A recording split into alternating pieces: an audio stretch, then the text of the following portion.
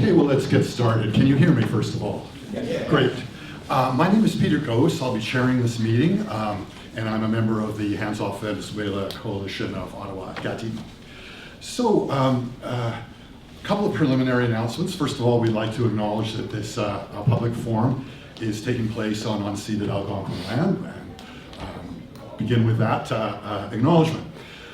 Second of all, if for whatever reason you're obliged to leave early but want to stay in touch with us and are interested in following up on any of the things that come up in the presentations or discussions today, there's a sign-up sheet over there. So I would encourage you to do that if you think you would like to have any further involvement in the matters that we're discussing today.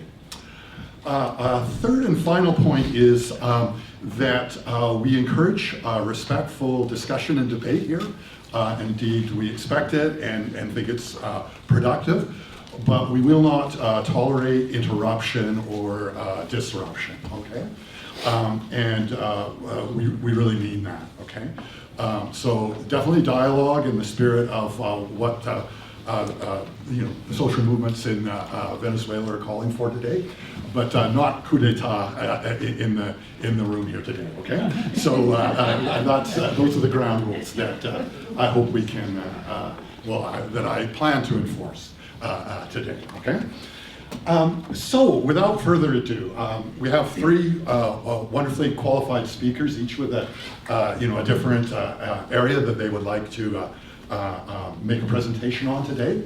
And so I'll start by introducing the first one, who is Dimitri Lascaris, probably known to some of you for his work on the Real News Network, but also formerly a trial lawyer with a lot of expertise, I believe, in class action suits, and I believe that expertise will come to play today. Let's turn it over to Dimitri. Thank you very much for having me. It's a pleasure to be here on this mini tour, and my thanks to the organizers who put in so much effort to put this tour together. And I'm gratified to see, we had I thought it was a relatively large turnout in Toronto. We're gratified to see so many of my fellow citizens here today, because this is an issue that does merit our utmost concern for a variety of reasons, not only for the well-being of the Venezuelan people, but for the shape of the geopolitical order and the future of progressivism in Latin America and beyond. So I'd like to start my discussion by, and forgive me if I say anything that you already know, but I'd like to review some of the basic facts about this remarkable country, Venezuela.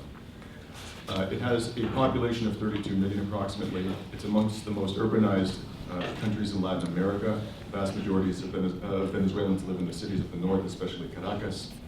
It is, from my perspective, a relatively divided society from an ethnic and cultural perspective. 51.6%, and I think this is quite important, of the population is mestizo, which is a mixture of European, Amerindian, and African. A little less than half identifies as European origin or white, 3.6% is African, and 1.2% is Amerindian and others. And support for Chavismo derives principally from the mestizos, Africans and Amerindians of the country, while support for the opposition derives principally from the white sector of the population, which tends to be more affluent. No. Don't talk about that. You can dispute later.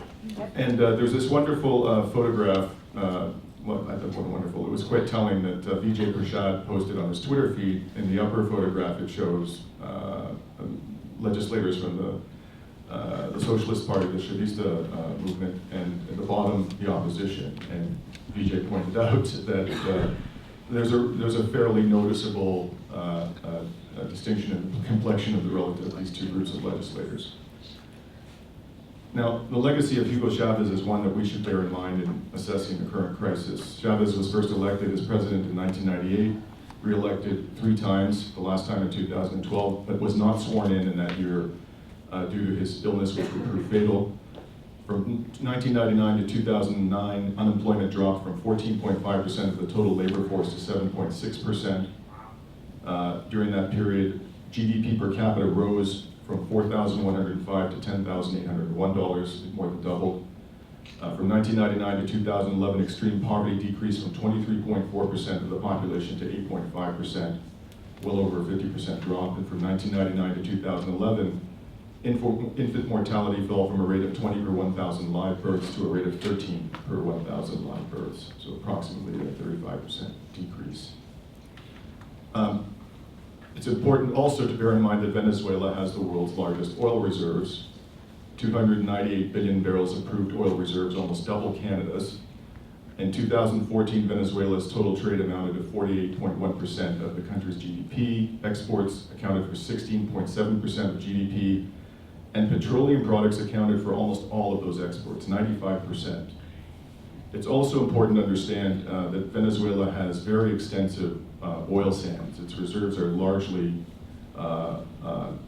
constituted by oil sands. And that's relevant because, as the climate crisis intensifies, the dirtier forms of fossil fuels are going to be the first to go. And because of Venezuela's dependence on what is effectively dirty oil, it was imperative and remains of the utmost importance that Venezuela diversify its economy, because this dependence upon petroleum exports cannot persist much longer.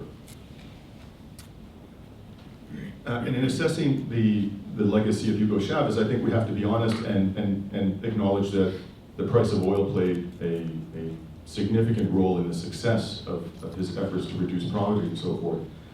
You can see there, that's a chart showing the price of oil from the late 90s up until pretty much the current time. And you can see that the price of oil peaked during the Chavez era at approximately $160 a barrel.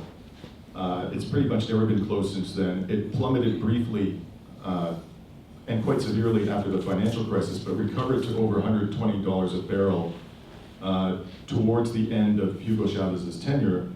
And then it tanked after Nicolas Maduro took over in 2012. It went to as low as approximately $38 a barrel, and it's now hovering in the range of $50 to $60 a barrel. So it was inevitable, whatever may be said about Nicolas Maduro and his management of the economy, it was inevitable that the country, given its dependence upon petroleum exports, was going to find itself in a very difficult situation economically once the price of oil plummeted as it did.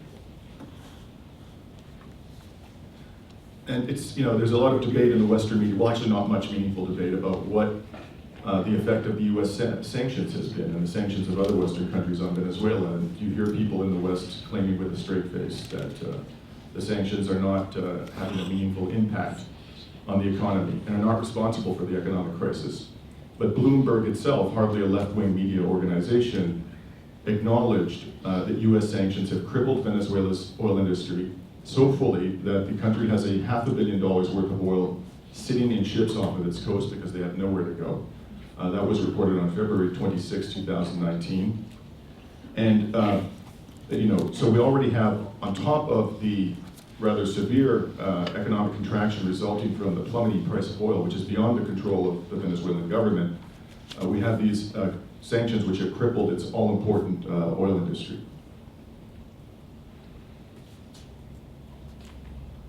It's notable, not something that's often discussed, that certain oil sectors are benefiting from the United Nations sanctions. One of them is Canada.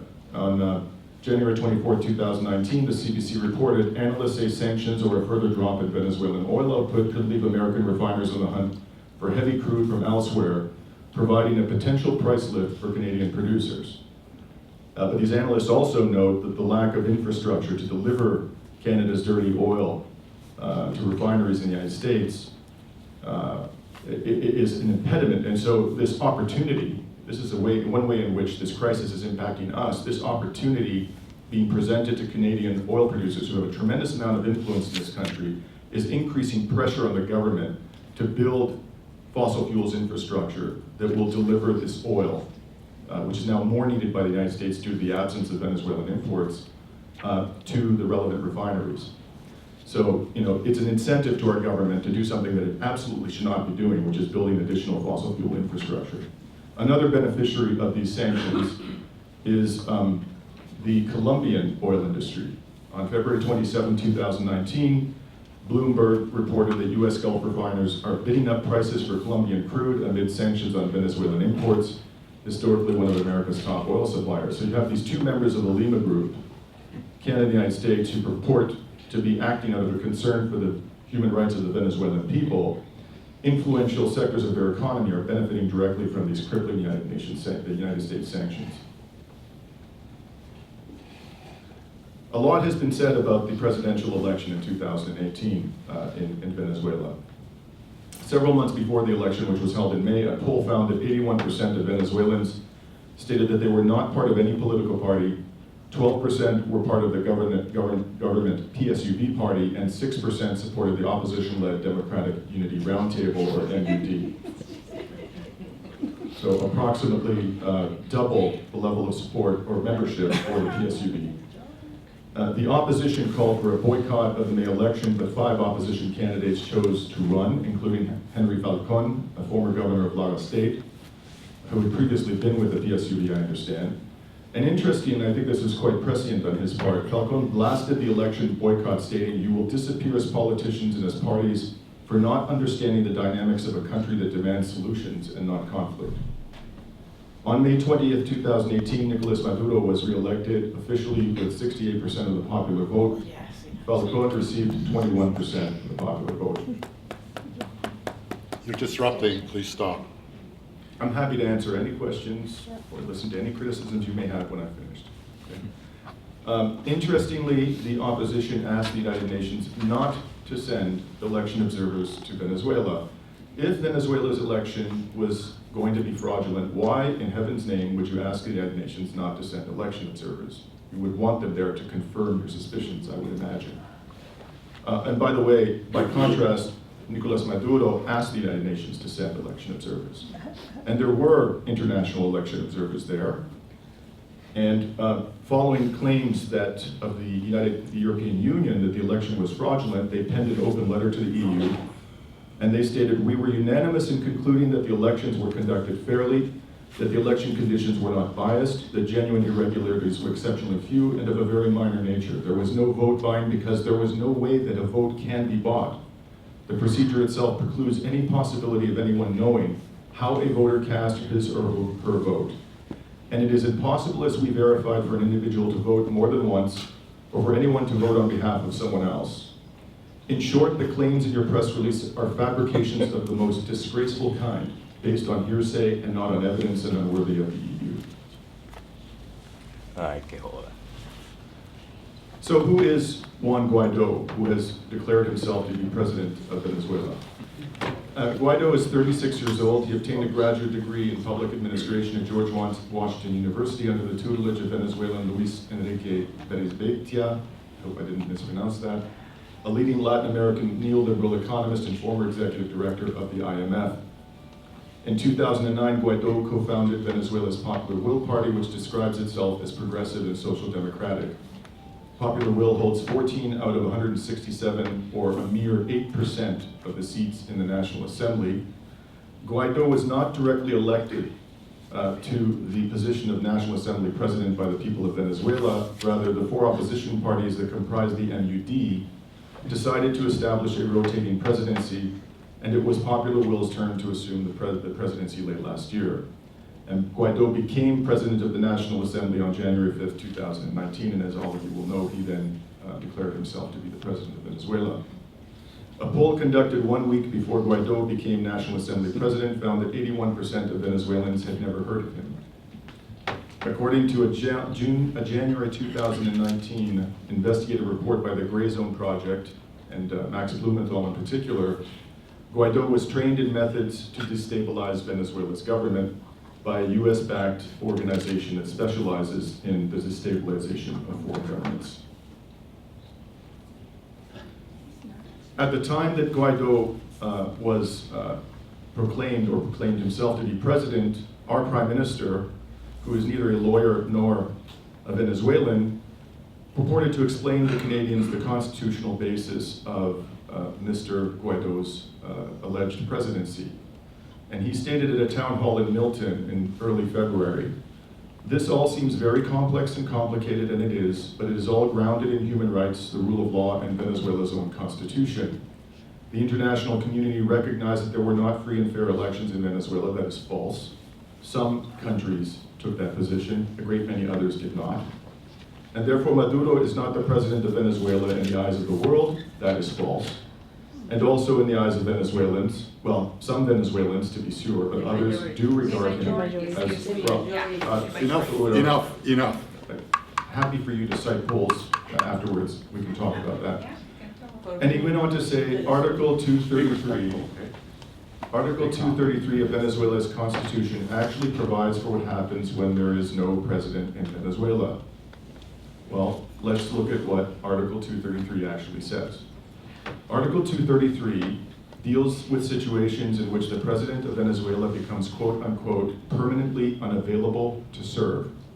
So the president has been available, but something triggers the president's unavailability. And the article identifies 6 specific circumstances in which he becomes quote unquote permanently unavailable to serve. Number 1, death. Well, Maduro's still alive. Resignation, he hasn't resigned.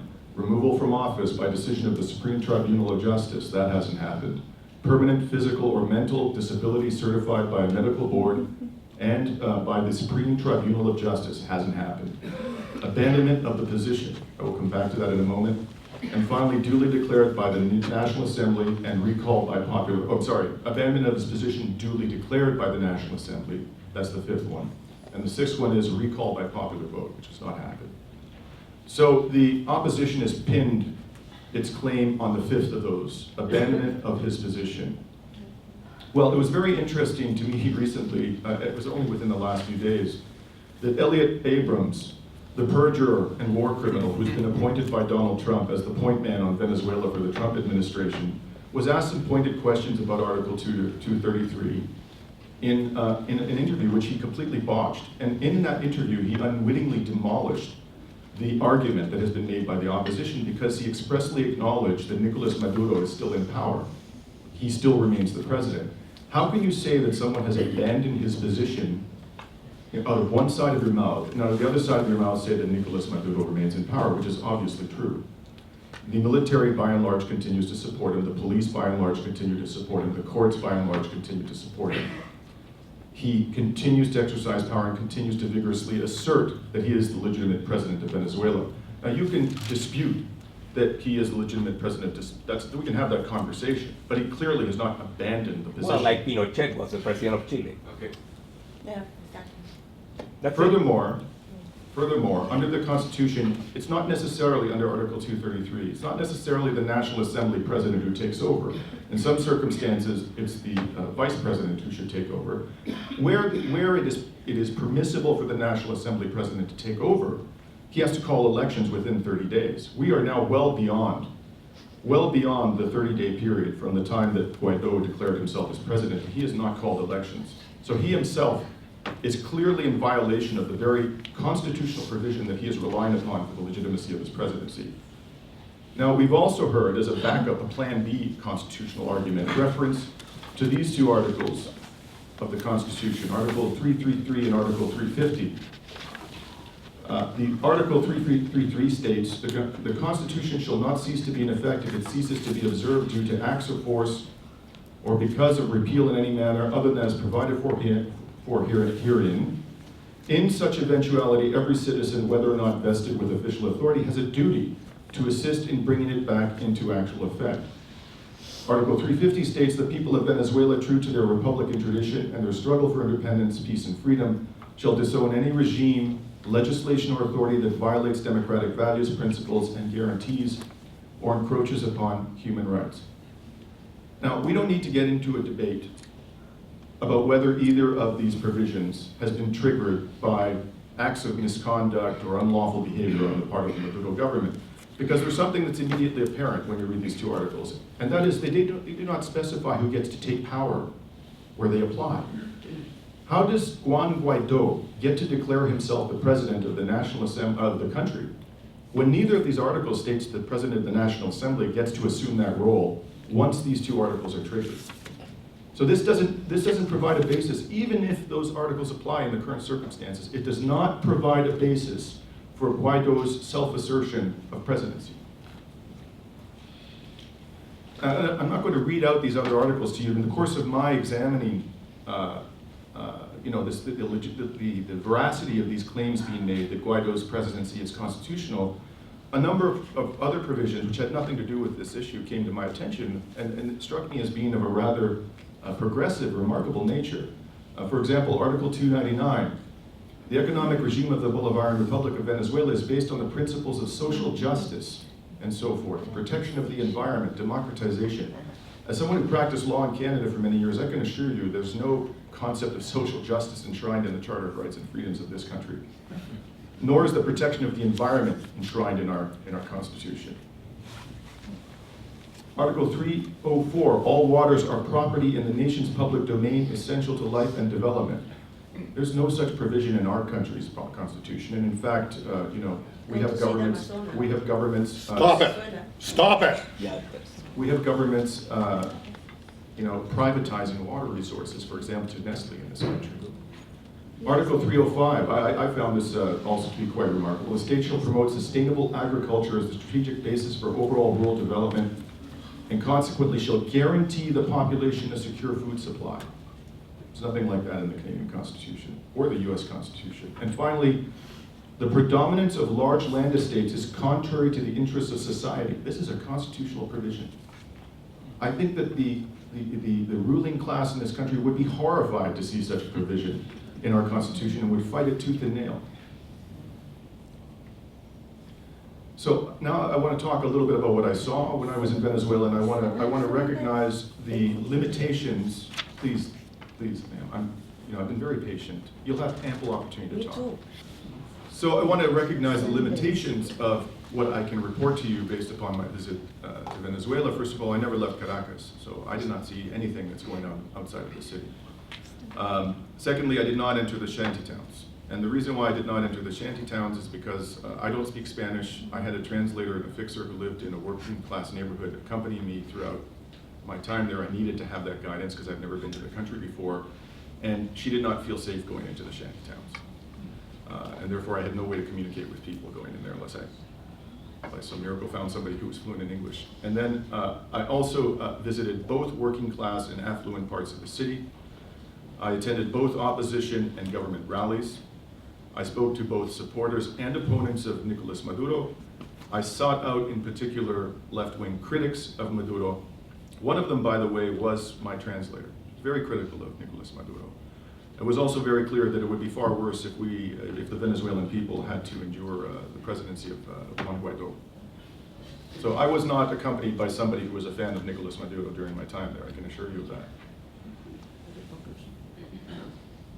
Now, on the first day that I was there, unfortunately at that point in time, I had not yet, the way I ended up in Venezuela is that I planned months ago to travel to Puerto Rico and Haiti in late January and early February with the purpose of examining the after effects of the hurricanes and also austerity in these two countries or these two jurisdictions. And after my stay in Puerto Rico, when I was about to leave to Haiti because of the unfolding situation in Venezuela, I changed my plan. And I went there with no plan, basically, on 24 hours notice.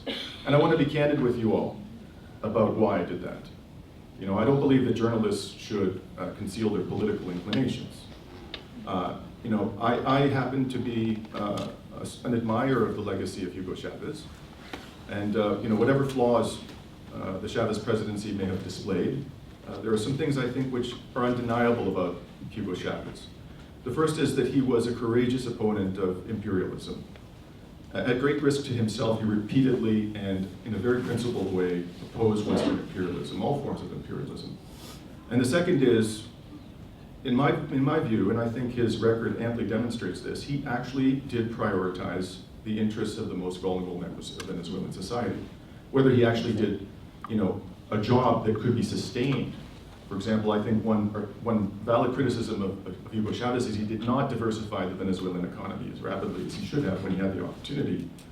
But nonetheless, his goal, I think, was principled and admirable and honorable to defend the working class and defend the poor, above all, of Venezuela, whereas our leaders in the West seem more and more every day to be concerned with perpetuating and augmenting the privileges of the powerful and the wealthy. So for that, those two reasons alone, he should be honored. And when this opportunity arose for me to do something which I thought might help to sustain the legacy of Hugo Chavez, I took the opportunity. I want to be very clear about, why I went there and what my political inclinations are.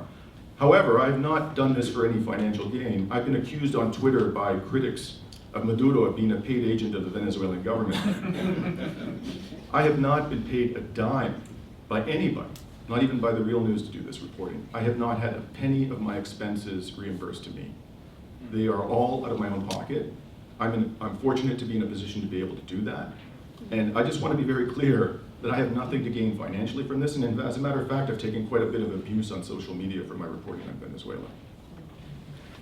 So on the first day that I arrived, the first full day after my arrival, there happened to be two large protests that had been called both by Juan Guaidó and by Nicolas Maduro. And I went first to the protest, the demonstration held by Juan Guaidó. I stayed in a hotel in an affluent part of the city called Altamira. There was virtually nobody in that hotel other than Western journalists, interestingly. And I ran into Adrian Arsenault, for example, of the CBC in the elevator, who for some bizarre reason accused me of trolling her on Twitter, which is absolutely false. You're kidding. And I also ran into people from Al Jazeera, from NBC, and other media, Western media organizations, but there was nobody else but the press in that hotel. And it just so happened that this procession to the Guaidó rally was more or less starting in that neighborhood at the metro station. And I went there in the mornings. It was a Saturday at 10 o'clock. And they were all heading to a part of Caracas called Mercedes. It's an affluent part of the city where Guaidó was going to speak. And it was about 7 kilometers away. And I walked with the protesters all the way there.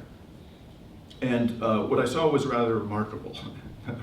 First of all, even in my broken Spanish, I could understand that they were insulting Nicolas Maduro in sometimes quite crude terms. Secondly, I did not see a single soldier on the entire route, 7 kilometers. And when I got to the ultimate destination, I did not see a single soldier. The only time that there was a detectable presence of the military was when this helicopter, you can see up in the upper left-hand corner, here we're about, I would say, 2 kilometers away now from the final congregation point.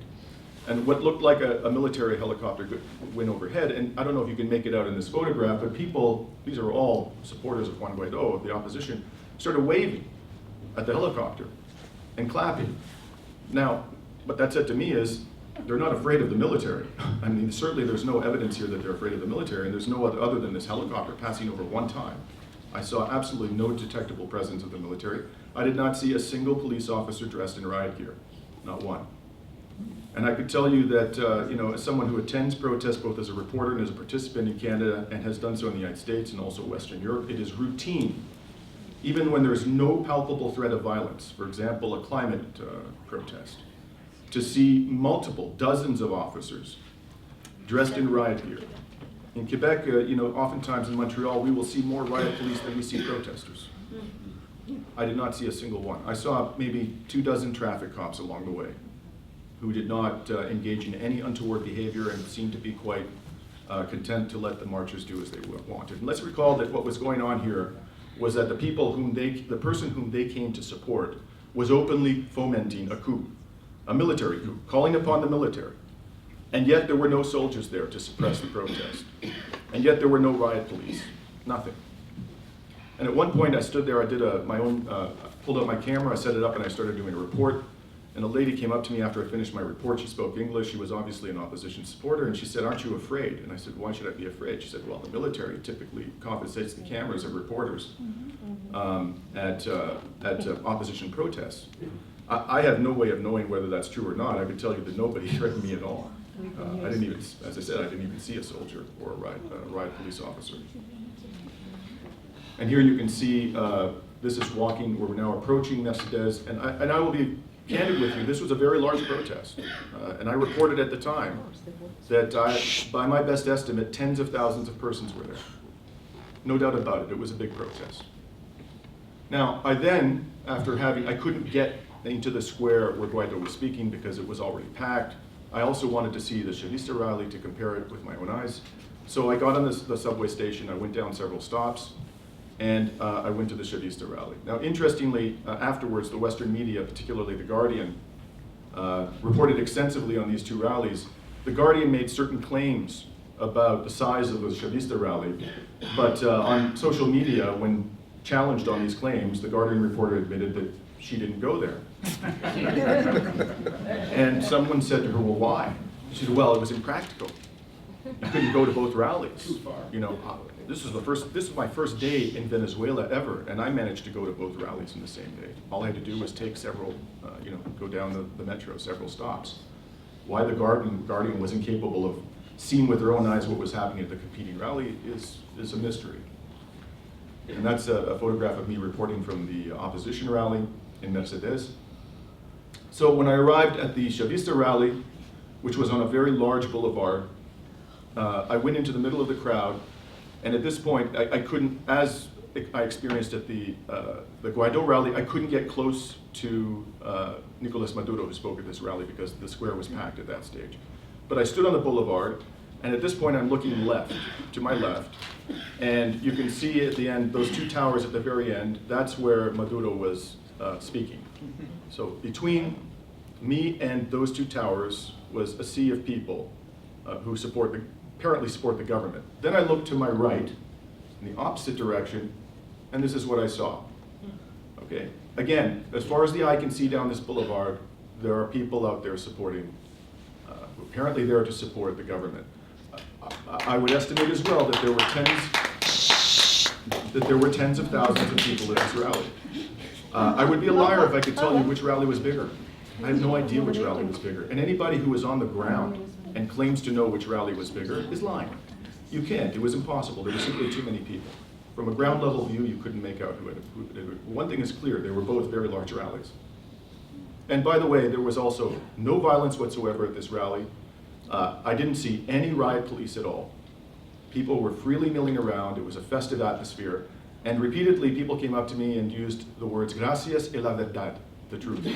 So I gather what they were saying to me, I don't know, is that they were thanking me for coming there. They could see that I was a reporter, to tell the truth. That was a sentiment that was expressed to me throughout my 7 days in Caracas. And here's a photograph. The point where I stopped and I took those photographs, I was standing in front of a big screen. There were screens all up and down this boulevard which showed Nicolas Maduro speaking. Two words that came up repeatedly in his speech were gringo and Donald Trump.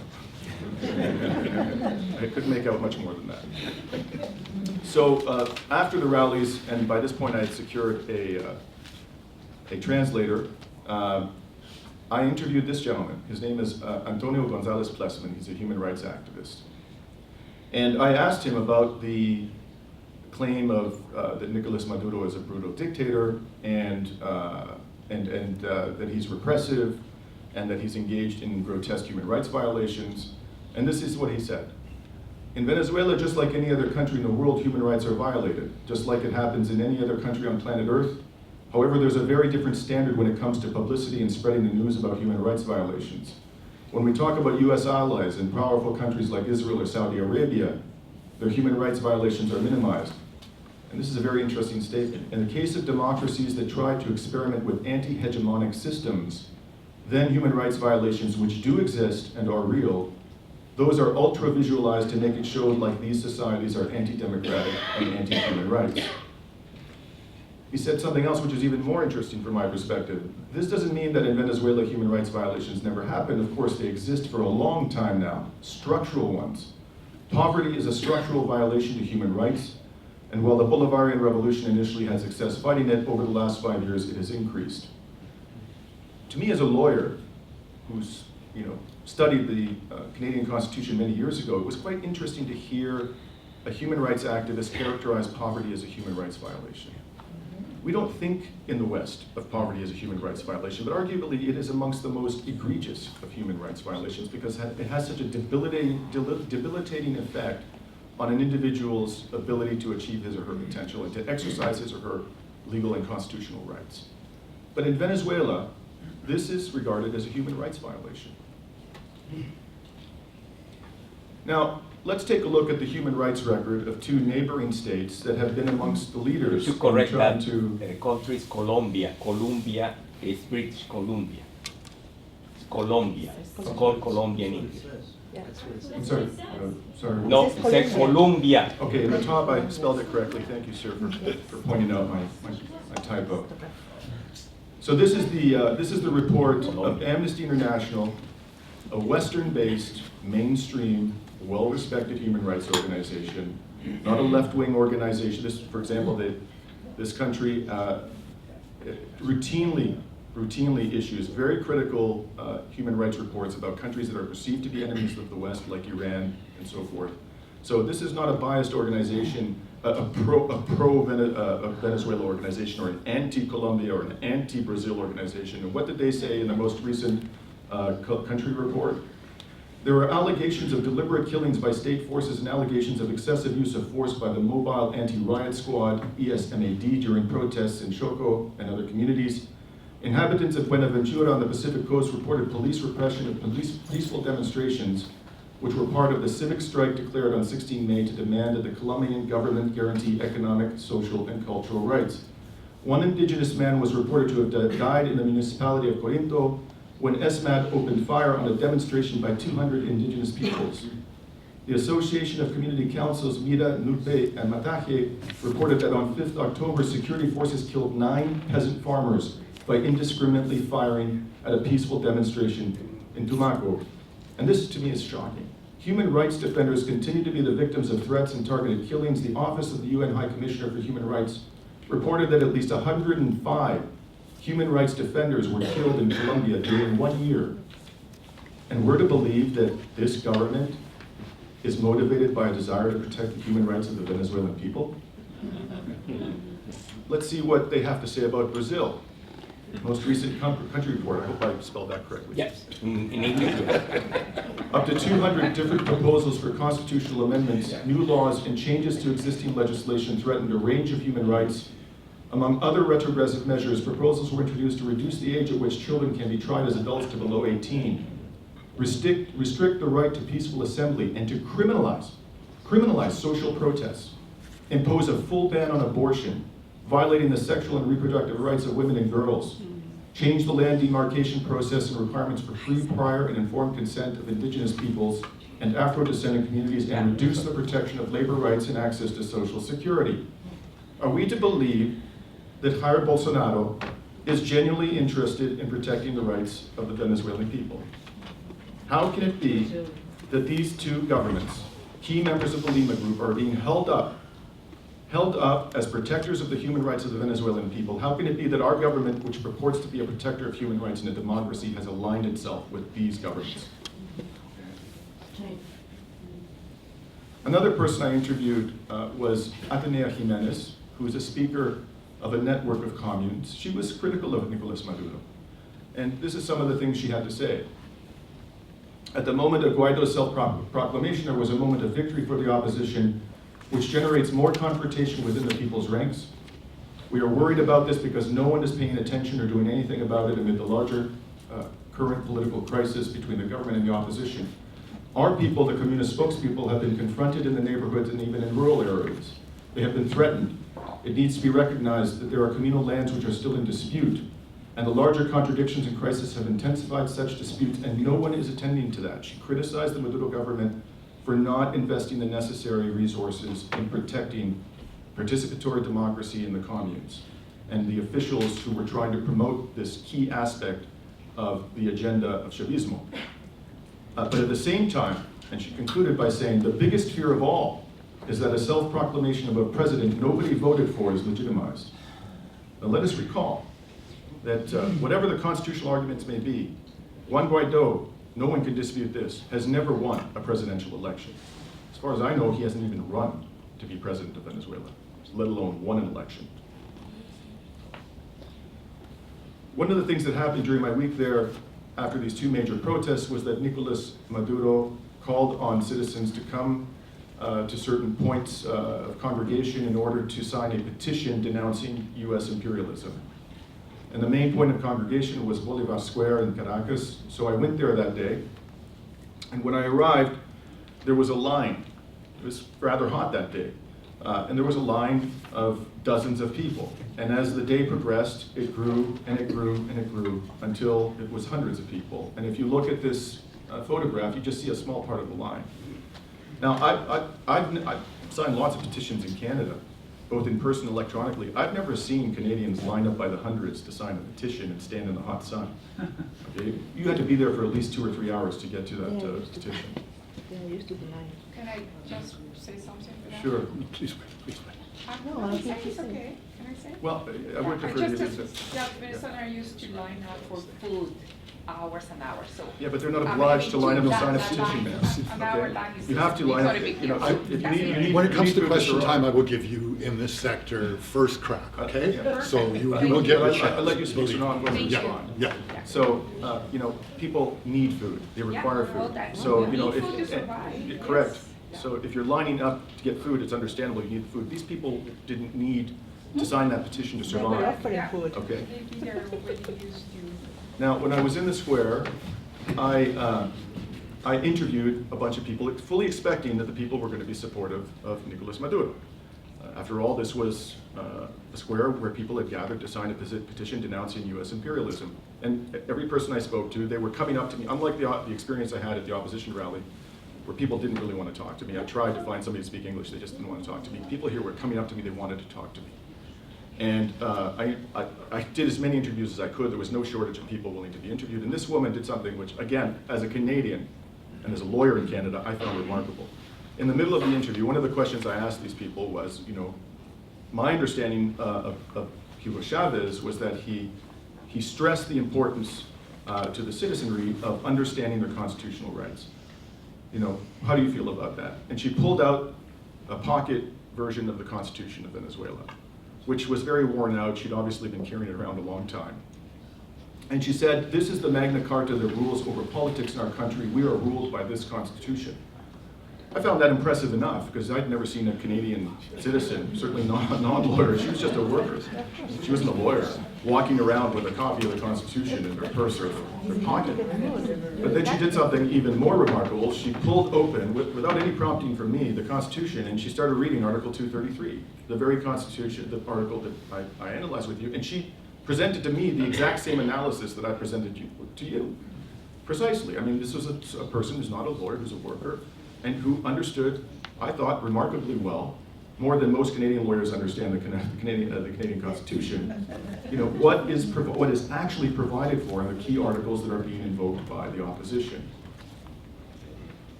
Then I went to a different part of the city. I told my translator I want to speak to people who oppose Nicolas Maduro. I don't want to just speak to supporters. So we went to a part of the city that was next to Altamira, which I understand is a very affluent part. It's called the Villa Park. And we climbed up this hill. It's a beautiful place. And we got to the top and we found a bunch of people, you know, just lounging after having climbed the hill. And I spoke, with considerable effort, my translator managed to find 5 people to speak to me. All 5 of them, to varying degrees, were quite critical of Nicolas Maduro. One of them, a young lady who spoke English impeccably, like an American, but who told me she was from Venezuela, said that a friend of hers, and she started crying, she said a friend of hers had been killed in an anti-government protest. This lady worked for the state oil company, and she said to me that she felt that Nicolas Maduro had not been sufficiently vigorous in rooting out corruption, that he had mismanaged the currency crisis, the whole question of hyperinflation, which is having a devastating impact on Venezuela. And then I said to her, what do you think about the legacy of Hugo Chavez? And she said, excuse my Spanish, es un presidente excelente. And she had nothing but wonderful things to say about Hugo Chavez. And even, and I would say that about half the people there that I spoke to that day, all of whom to varying degrees expressed opposition to Nicolas Maduro, had positive things to say about Hugo Chavez. One man, for example, who was very soft-spoken, very articulate, clearly didn't want Nicolas Maduro to remain in power, said, you know, Chavez was the right man for that time and did a service to Venezuela.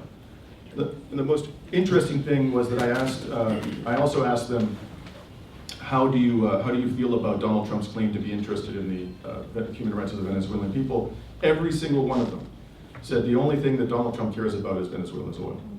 So not even the people who fiercely oppose, in some cases, Nicolas Maduro seem to be persuaded about the bona fides of Donald Trump. So I'm just going to go ahead to two items which I think highlight the level of propaganda we're seeing in the Western media. You may have seen this photograph, the photograph of the bridge which Maduro is claimed to have blocked in order to prevent humanitarian aid from entering the country. My understanding is that the Maduro government actually does work with humanitarian organizations like the Red Cross, which do not politicize aid, but refuses to take so-called humanitarian aid from governments that are trying to overthrow him. I don't think that's an entirely unreasonable position for him to take. But it was reported that he blocked this bridge to stop humanitarian aid from coming in. And I'll tell you that within 24 hours of this report proceeding, I learned from a source in Venezuela that that bridge had never been opened. Never been opened, okay?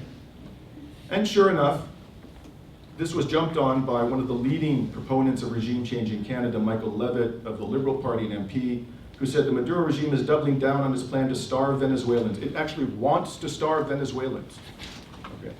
And deny them the medical supplies that they need to survive. Maduro's response to international humanitarian assistance is to blockade access to Venezuela. Now, several days later, the CBC reported in a mea culpa, because it had repeated this nonsense, the bridge which spans between Cucuta, Colombia and the town of Pedro Maria Urena in Venezuela hadn't been opened for years. In fact, it's never been opened. And the second item I want to highlight, oh, and by the way, the second item I want to highlight is the claim that the forces of the Venezuelan government burned humanitarian aid, set fire to humanitarian aid at the Colombian border on February 23rd. This was a claim that was repeated in a statement by Chrystia Freeland and Marie-Claude Bibeau, the Minister for International Development. What they said was, experienced humanitarian partners are on the ground and are providing assistance in a complex environment, but their efforts are inhibited by the Maduro regime. Troubling reports from today indicate that regime actors burned aid rather than allow its delivery to people in need of Venezuela. This completely disregarded the fact that Max Blumenthal, on the very day that this allegedly happened, published video footage showing that the truck in question appeared to have been set fire by an opposition protester who threw a Molotov cocktail at the truck. Now, it's a lie? Really? Well, I guess the New York Times is a liar, because on March 10, the New York Times, okay, well, the New York Times, again, you've been given plenty of opportunities to interrupt me. I'm going to ask you to wait until the Q&A. You can say whatever you want. On March 10th, the New York Times debunked the supposed burning of the aid claim, and did so, by the way, without crediting Max Blumenthal. It said, footage contradicts U.S. claim that Maduro burned aid convoy. Now, unless somebody thinks is going to claim that the footage is fraudulent, I suggest you watch it and decide for yourself how the truck appeared to have been burnt.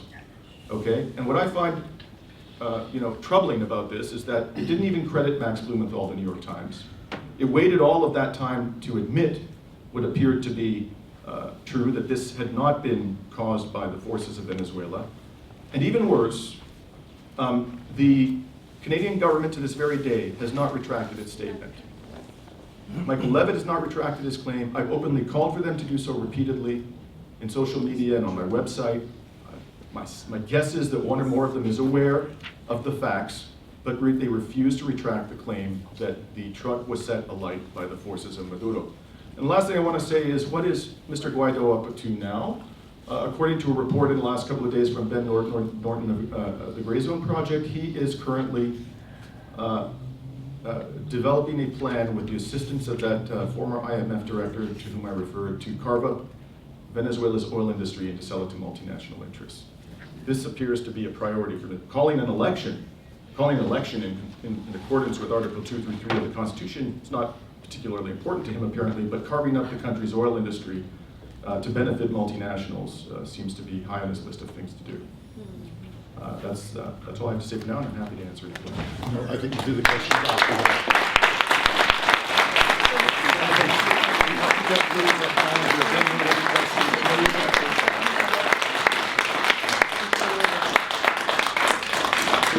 So thanks.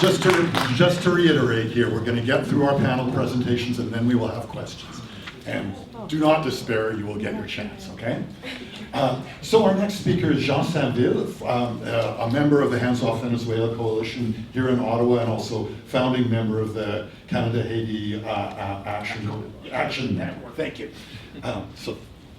Thank you, Peter. Good evening, brothers and sisters. I will be quite brief in my presentation, as I believe Dimitri has really provided ample food for thought on the Venezuelan side of the story.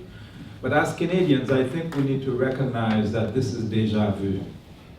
The shameful position of the Canadian government on Venezuela was exactly the same when the coup was being prepared against a progressive government in Haiti. When a meeting took place at Meech Lake, just like the Lima group, they had a meeting of all white people at Meech Lake, and they decided on January 31st, February 1st, 2003, that the president of Haiti must be removed and Haiti put under UN tutelage. Less than 1 year after they decided that, which by the way was published in L'Actualité 1 year before, on March 15th, 2003, Michel Vastel published his article in L'Actualité with the title, "Aristide Must Go, and Haiti Put Under UN Tutelage." And the subtitle said, "It's not Haitians asking for it, but foreign ministers at the invitation of Canada." And less than a year after that, the fact happened. White soldiers, which we don't have in Haiti, entered the president's house at night when thieves operate, kidnapped him and his wife, and took him to the Central African Republic, where he knows nobody. And he stayed in exile for more than 7 years. What was the crime of Jean-Bertrand Aristide? Well, under Jean-Bertrand Aristide in 2003, 16% of the Haitian budget was devoted to health care. Today, it's 4%. Because today, the president you have in Haiti was a hand-picked fool that no one in Haiti knew. Oh, Guaidó, Jovenel, some similarities. We will see similarities with what's happening in Haiti, in Venezuela, in Brazil, in Colombia, again and again and again. Which is why I was in Venezuela on May the 10th, which was my second time in the country, with a group of African intellectuals who are fighting for reparations. Reparations to the indigenous people of the Americas and of Africa for the crimes of colonization and enslavement, which, by the way, the government of Nicolas Maduro is the first Latin American country to officially espouse the reparations claim. The first. It was during that trip that I also discovered a large black population in Venezuela. They never make it to TV, but they exist. I saw them.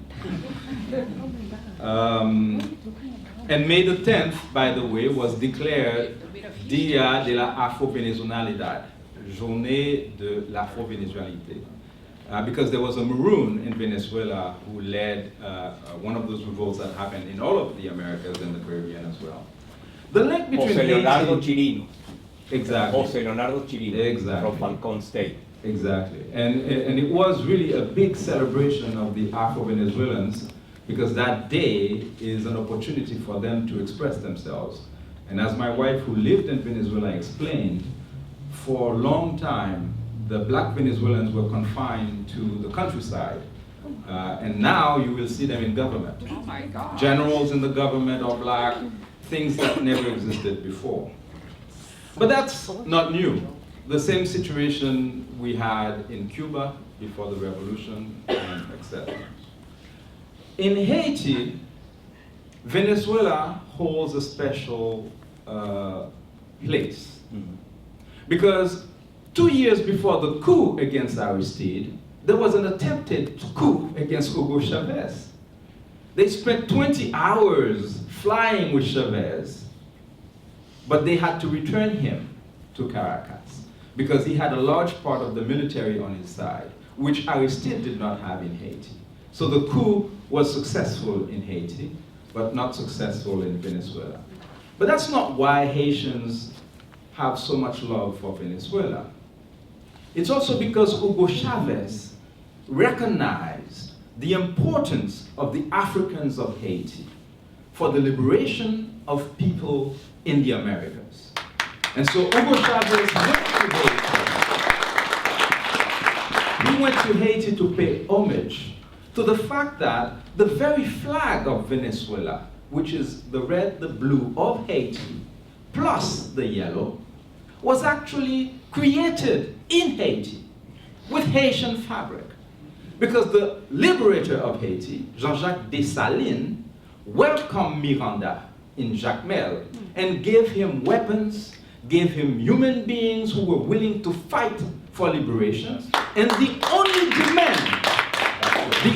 demand that Africans of Haiti made was that wherever Miranda and Bolivar go, that they free the slaves, which they did not respect. They freed their own personal slaves, but they maintained racial slavery, as you know, which was only abolished as late as 1886 and 1888 No, in Cuba. in Venezuela was No, abolished. I'm but talking just about to in Latin correct the fact, America. Venezuela slavery was officially abolished by President Monagas in 1842, and you're right, neither Bolivar or Miranda abolished slavery. Thank you for the precision. He said Cuba, if you understand. The fact is that relationship continued, and when Hugo Chavez went to Haiti, one of the most important programs that he started was the Petro-Caribe Fund, which was going to help Haiti finally get out of that abject poverty that the large majority of the population has been living since 1806. Now, what is the current situation? You would be surprised to hear that Venezuela, which helped Haiti get access to over $4.2 billion of the Petro-Caribe scheme, which is you buy oil from Venezuela, you only pay 40% of the oil, and 60% you can pay over 25 years at 1% interest only. And so the money that you save, Haiti is supposed to be using it for its development. Well, the problem is there was a coup in Haiti, and the Americans had imposed a set of puppets who are handpicked as the most vicious thieves they could have identified. And they knew that these guys were going to help them squander that money, which they did. Most of that money was stolen, yet the government of Canada, of the United States, of Europe, continued to support those thieves in Haiti, which the population is trying to overthrow. But they support those thieves who were not properly elected and who are actually, we have proof that they are thieves. So you would imagine that when there was a vote the other day about the government of Venezuela, that Haiti would have supported the government of Venezuela that supported them with the Petro-Caribe Fund. Well, what happened? They voted against Maduro because it is not a Haitian government. What you have is puppets that were handpicked by the white supremacists so that they can maintain the status quo in Haiti.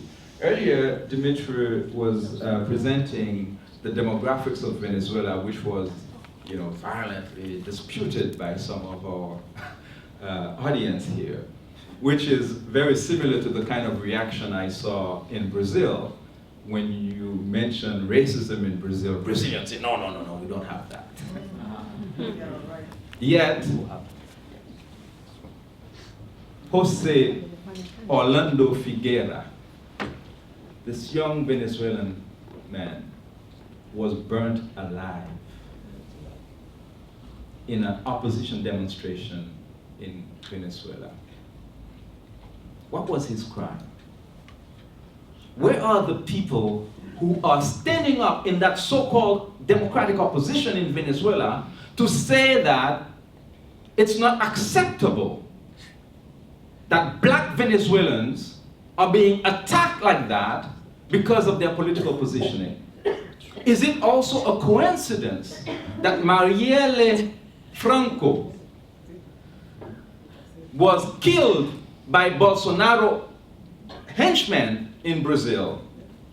Is it just a coincidence that black people tend to be the first victims of these white right-wing governments that we are supporting in Latin America? And in Haiti, you will say, well, Haiti is a black country. How could that be an issue in Haiti? Well, there are many things you don't know about Haiti. The 99% of the Haitian population is black, but the economy of Haiti is in the hands of 11 families that have nothing to do with Africa. Or did that happen? The same way it's happening in Latin America. They create an intermediary class of people. They bring them up, give them all of the privileges, even help them win fraudulent elections, or when the population finally win an election, as Aristide won in 1990, they foment a coup d'etat. And the vulnerable black population, or the indigenous population, as is the case in Honduras and other places, is placarded, and if the CIA needs to intervene, they intervene, and they murder massive numbers of people. Now, when Canada was plotting the coup against Haiti, these white people who met at Meech Lake said that they were doing it for the good of Haitians. They call this the responsibility to protect.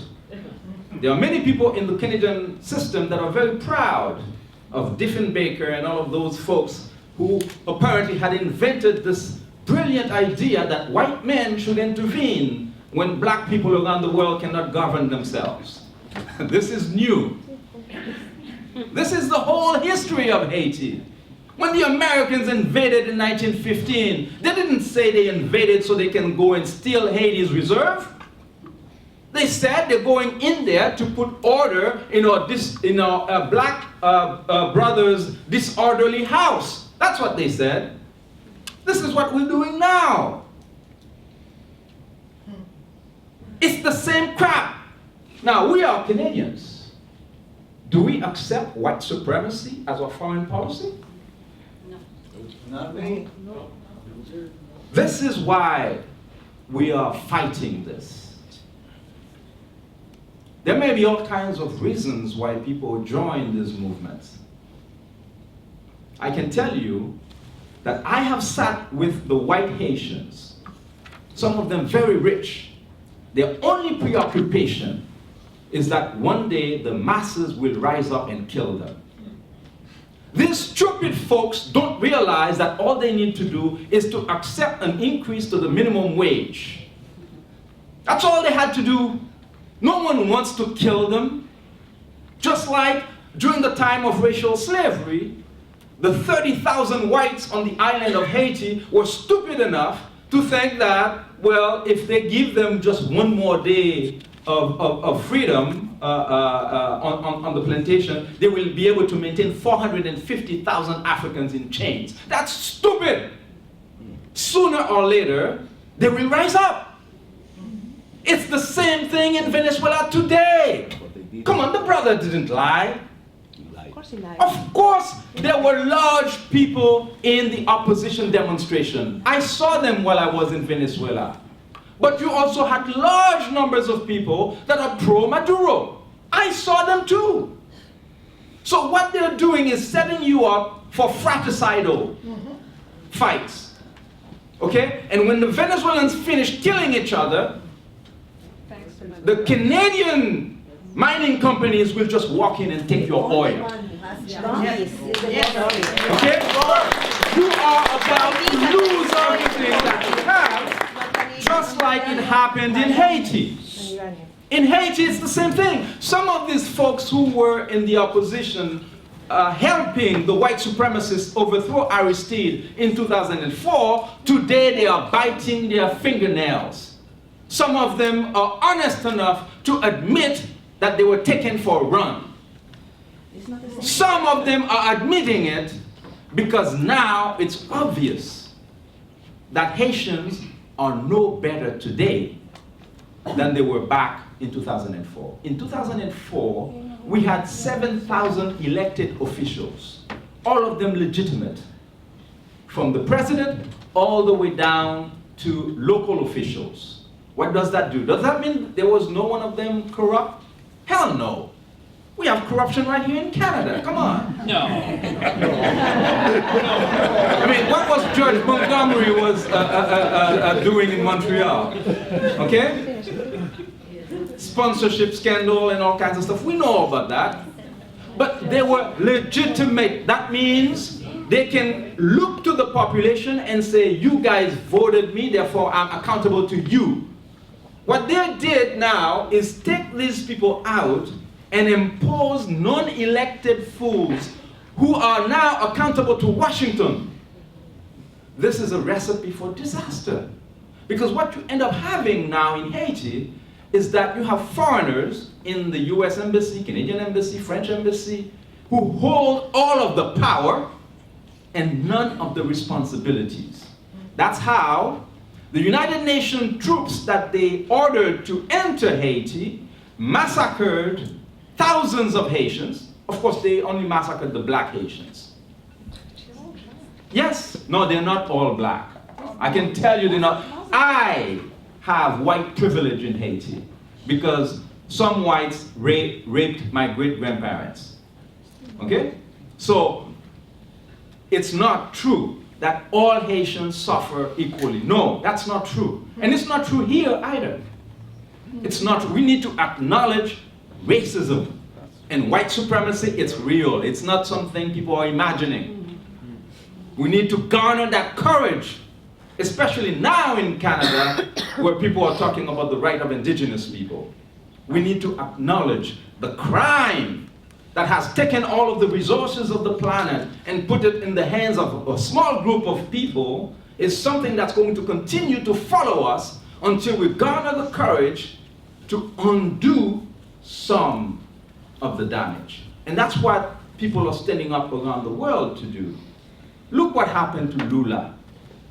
He collaborated with the Americans in the coup against Haiti. And what happened to him? Later on, they turned against him and put him in jail. Yes. So it's not worth it to collaborate. It's not worth it. It's better for you to stand up. If they're gonna kill you, you'll die for something that is worthy. The oil of Venezuela today is benefiting a small group of people. And it's true. I saw the hunger that you guys are talking about. While I was staying in that hotel, most of the delegates, which included very respected black intellectuals from around the world, who went there because it's important. We understand that not everybody understands the importance of reparations. There are people who think that we should just forget. Forget. Aren't we all brothers today? No, we're not all brothers. Because I have to talk about my son, about police brutality, which you don't have to.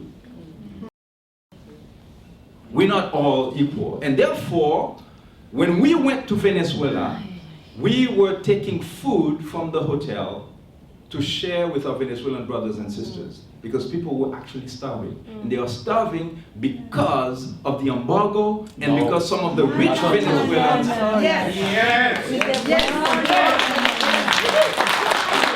Yeah, I believe what tell me, I will not believe what I saw with my own eyes and what the black Venezuelans told me. Don't forget about the I'm not gonna forget about them because I'm black. I know you forget about them. Yeah.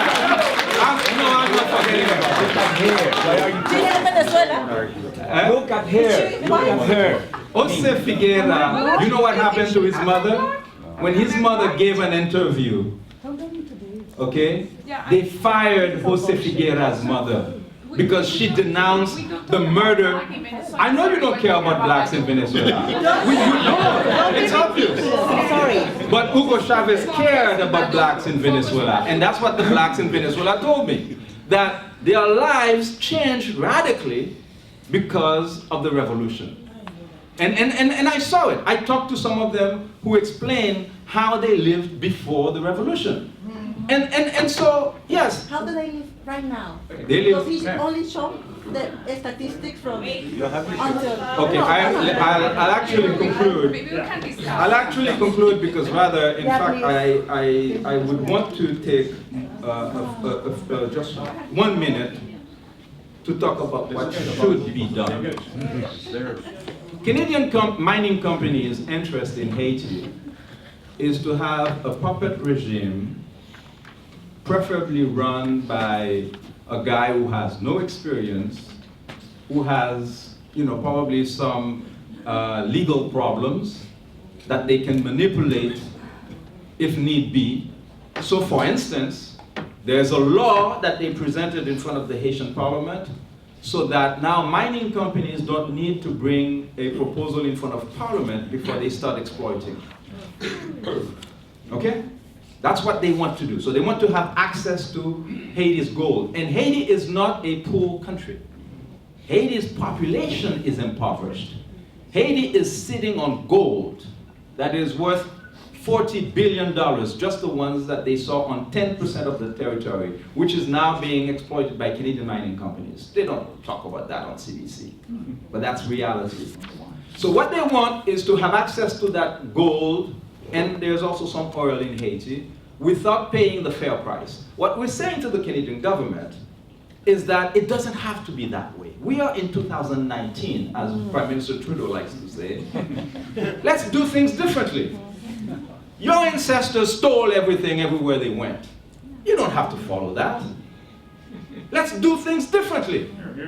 Let's go to Haiti and let's invest in those gold mines, especially by investing in the universities in Haiti so that they can have the know-how, the expertise to develop their resources with environmental protection, so that the companies don't just come and make a mess of the whole thing and then they leave, just like we saw what happened in Brazil the other day. That's what we're saying that needs to be done. Are they going to do it? That's fair. That's good. Not if Canadians are asleep. If you turn on your TV and you believe everything CBC says, nothing will change.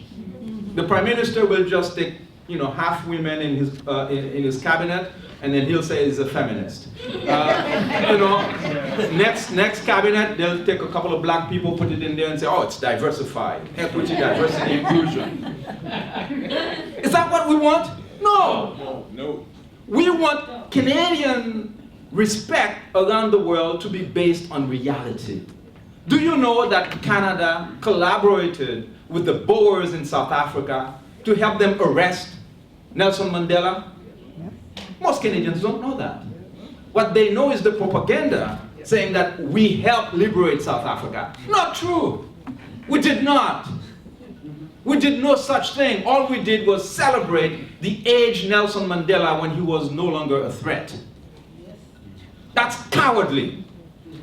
What we need to do is to stand on the side of humanity. We had an opportunity to do that in 2001 during the Durban conference in South Africa, and we cowered away.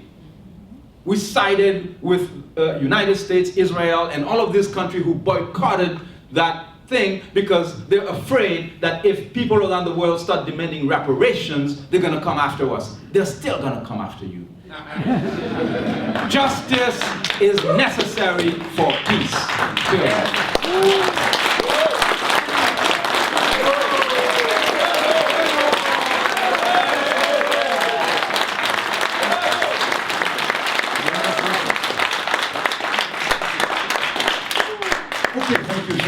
And just a reminder about the format again here. One last presentation, and then it will be open for questions, okay? I know some of you are eager. Okay, so our final speaker is Laura Avalos, who is, Keep in mind. works with the Canadian Council for International Cooperation, and is an activist and very involved in the Salvadoreña community in Ottawa, Gatineau. So thank you for being here, Laura. Please speak. I get you. Bueno, muchas gracias por haberme invitado. Thank you so much for the organizing to be here. And I was wondering, why was I invited to speak here? Who do I represent? What is my voice when there's such a diversity of voices and brothers and sisters from Venezuela? Was it because of my article that I published on the online Socialist Left, The Bullet? Or I believe so for another reason, more importantly, because I am literally the physical result of a heavily interventionist by US in a bloody civil war in El Salvador. So I am the result of military and foreign intervention. That is why I am here today, and that is where I'm speaking from. Circumstances is that 3 weeks before, 3 weeks later, no matter what happened, because of 3 weeks difference, I was born in Canada, and I'm a Canadian citizen. And this is my perspective as well. I'm talking today as a Canadian citizen, result of foreign intervention. As mentioned, I identify myself as Salvadoran Quebecois, and third Canadian, but we are in this great physical land that we acknowledge on traditionally from the Anishinaabe people. So all these perspectives, I come to you with this perspective. But most importantly, as a woman, as a feminist, as a social justice activist, and as I demand respect for my body, I also demand the respect for the body and the lands of all nations, including the nation of Venezuela, of Haiti, and of our indigenous peoples and their nations. In that perspective, with the title of today's event, inspired on what should Canada be doing in this light of Venezuela crisis or Haiti crisis, I started thinking, well, wait a second. We should start first by saying what Canada should not be doing. First.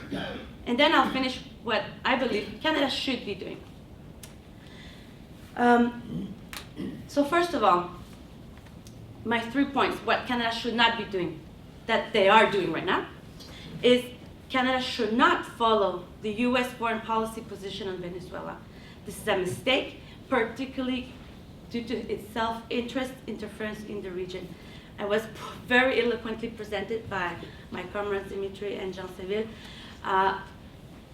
US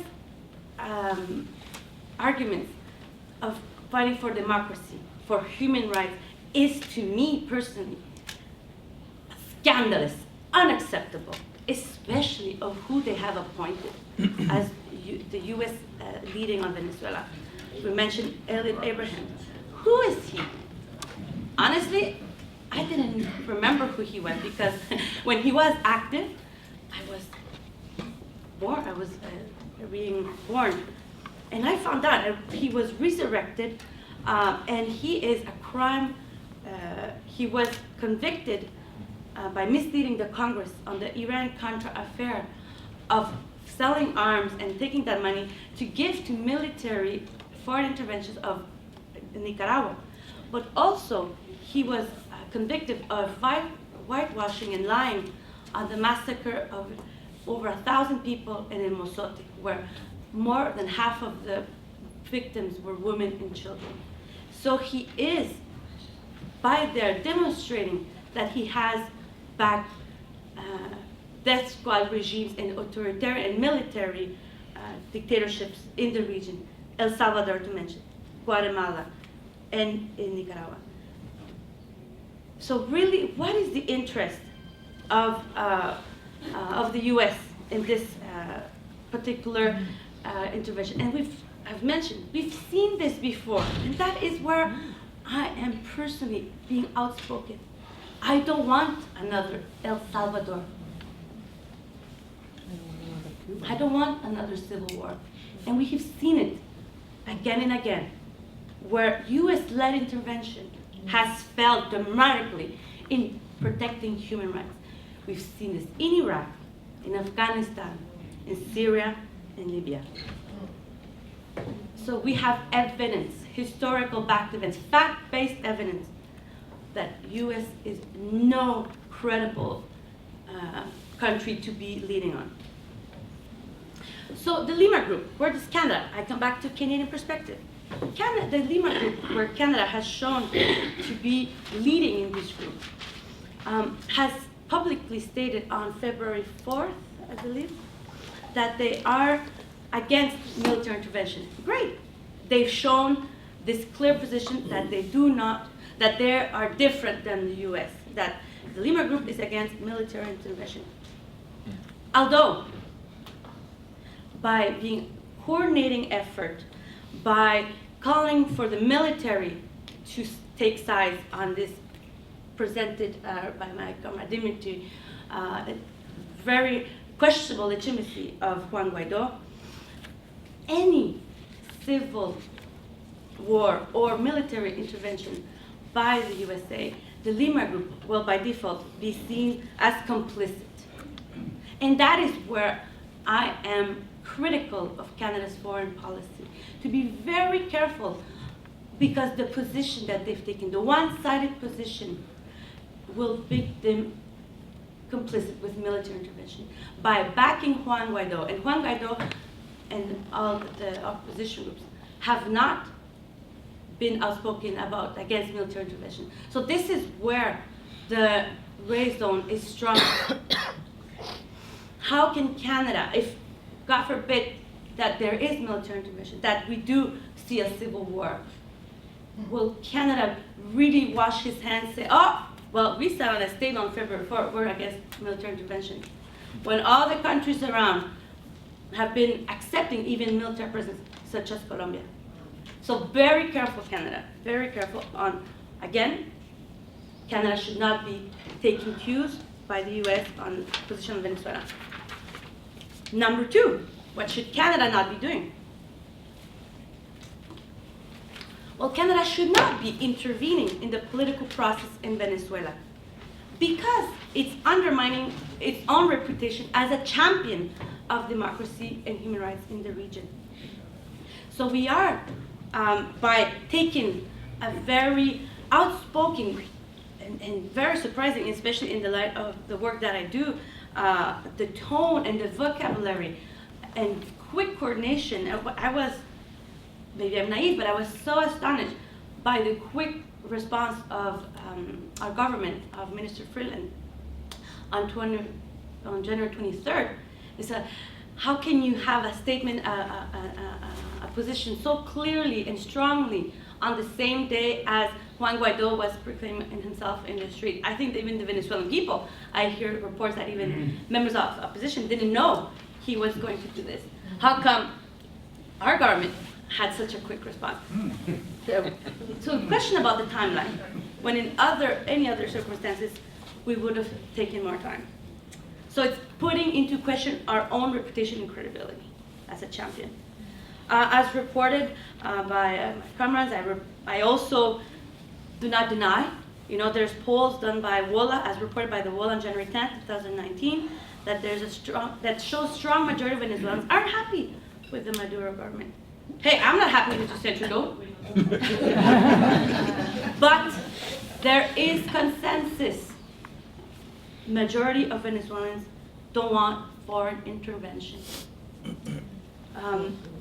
Going back to the May 2018 election, Canada and the Lima Group and non-multi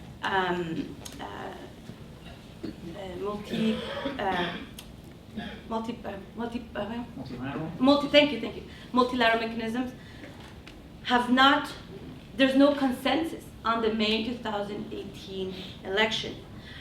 We were talking about the opposition not wanting the UN to be there. Well, there was other electoral observers, and I was very surprised when I read this report by the International Electoral Accompanied Mission of the Council of Electoral Experts of Latin America. And when I looked at who is these people, And I saw that all of them were former presidents of electoral Supreme Courts, and of the 10 or so, 4 were of Lima Group countries, such as Costa Rica, Colombia. Even 2 from El Salvador were part of that delegation. And they all, well, they concluded in many of the report, 15-page report, that I have a link to my article if you want to have a reference to that, that the election complied with all international standards and national legislation. So if there is no consensus, and especially from multilateral organizations such as the OAS or the United Nations having a strong position contesting the election, well, why is Canada jumping on that? That's where I'm questioning. Again, as a Canadian, this is my first interest. Why am I talking today? Canada's foreign policy. So by Canada over jumping on this multilateral organization is really doing a disservice, a disservice to due process and for democracy in Venezuela, if that is really our interest in this country. Another element, Canada's diplomatic position is so contradictory. And this is where I cannot really take seriously the statement by the government of Canada in light of other relationships that we have. You know, there is more consensus on the illegitimacy of governments in China, Saudi Arabia, Egypt. Where is our statements to ask for regime change? Most contradictory. And you've mentioned other members of the Lima Group, such as Brazil and Colombia. Well, let's point to Guatemala and Honduras as well, that are part of this Lima Group. We have, contrary to Venezuela, the OAS was consensual. They had consensus on the December 2017 election in Honduras. It was widely reported and officially, this is official statement by the Organization of American States, that the election was very irregular, and they almost never do this, but they called, in this case, Honduras 2017 to new elections. This is amazing. What did Canada say? They didn't on the first day, but a few days afterward, I believe a week afterward the election, Canada was one of the first countries to recognize Juan Orlando Hernandez. And if you also most recently on Guatemala, Guatemala is going through a constitutional crisis as well, and kicking out commissions of the United Nations to combat corruption. What is Canada's statement towards Guatemala? Canada has raised concerns of the process in Guatemala. You look at this in the same week, that was astonishing. In the same week, statements from Minister Freeland, the opposite. We call for regime change, a dictator, non-credible, non-democratic government. So the contradiction of our position towards Honduras, towards Guatemala, and Venezuela is very questionable and hypocritical, in my opinion. Finally, even the existence of the Lima Group highlights Canada's moving away from multilateral mechanism. Why did the Lima Group exist? Suddenly we're giving so much attention and PR, public relations, to Lima Group. We're being complicit really by legitimizing this group. Why? Well, to my understanding, is because they were not able to get the majority votes at the official multilateral institution, which is the Organization of American States. So by the creation of the Lima Group, and Canada being a force in this group, is really moving away from its traditional human rights-based approach internationally. And I believe, as an optimistic, that there is another way, there is an alternative way. And this is so important, that Canada should support a route that brings peace, nonviolence, impartiality, and diplomacy. And if we would care for these elements, these fundamental elements in Venezuela, then we should immediately abandon our current policy. And instead, Canada should be asking should be actively opposing any external intervention in Venezuela's affair. So Canada should not be saying regime change and intervention. It should instead oppose any external intervention. Second, what should Canada be doing? Canada should be demanding immediate cessation of all economic sanctions against the Venezuelan regime. Because Canada really is concerned about the humanitarian crisis, the migration crisis, then no matter who's in power, you should not deliberately make more vulnerable those infrastructures that are supporting. Third, Canada should be demanding the restoration of Venezuela's normal access to international markets and finances. And demand for the delivery of international humanitarian aid through UN and other impartial channels. And fourth, what should Canada be doing? Canada should be actively supporting impartial efforts to promote peaceful dialogue, mediation, and negotiation between the elected government, if you like it or not, they're the ones, and the opposition. And be supportive of another group, not the Lima group, but of other groups such as Montevideo mechanisms proposed by Mexico, Uruguay, and the CARICOM, where they are truly promoting a route of impartiality, non-intervention. If you really believe, if you really want to ensure that a nation can be to its full potential and be true to themselves, then we should let them themselves negotiate. And Canada should be a conciliatory power. And I've seen this alternative play out, deserved or not. This is the example I bring of Canada's role in El Salvador. And this is where I became outspoken, because I've seen it. The alternative position Canada could adopt. In the 1992 peace accord, Canada played a crucial role in helping broker that peace accord during a bloody civil war. Venezuela, you know what was the control? Great, I'm happy to hear Venezuela did that. Thank you for pointing that out. Another reason I love Venezuela. Gracias, hermano.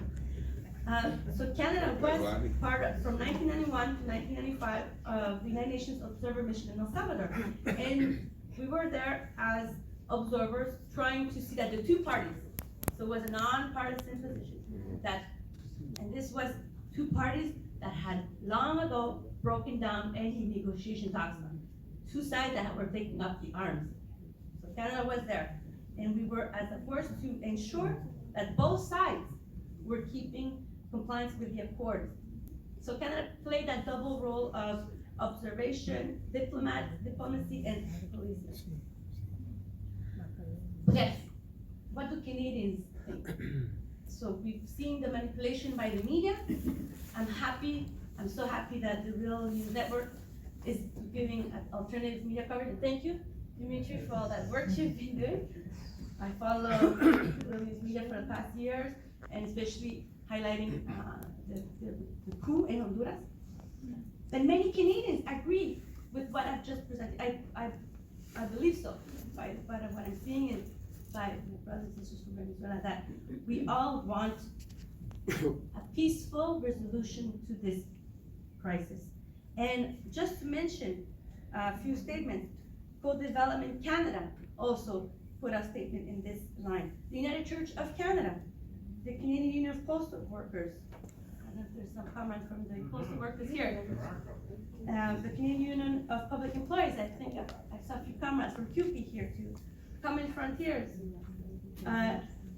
over 70 academic experts, both in Venezuela and outside, have all called for an alternative way to negotiate and support a non-partisan position from Canada.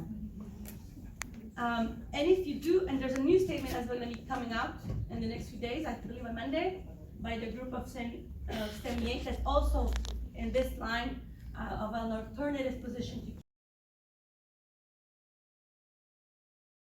to Venezuelan Canadian. And I think the good thing about this event is that time about lying with impunity about Venezuela is over. We are here. Le temps de mensonges sur le Venezuela, c'est fini. El tiempo de las mentiras sobre Venezuela, de la maquinaria de propaganda de Maduro, se acabó, señor.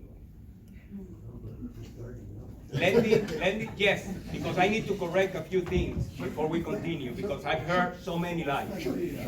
First thing, Peter, I agree with you on one thing. Hands off Venezuela. But you know who should be out of Venezuela? Cuba, Russia, China, Turkey, Iran, Hezbollah. Hands off Venezuela. Let me tell you about demographics of Venezuela. Let me tell you about demographics of Venezuela. You are absolutely right.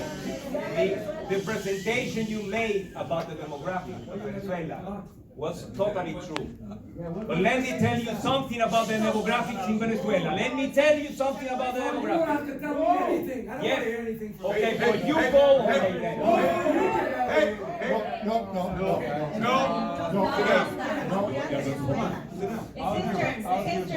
Let me tell you about demographics in Venezuela. You were absolutely right. 1.2% of Venezuelans are Aboriginal. You are absolutely right. But you didn't mention that the Pemon people have been killed in the south of Venezuela by the National Guard of Maduro. That the Pemon people is fleeing the country south and going to Brazil because they are starving, because they are dying of diseases, because they have been killed by the National Guard of Maduro. The Pemon people, the Arawak, you don't know anything about them. You didn't mention them.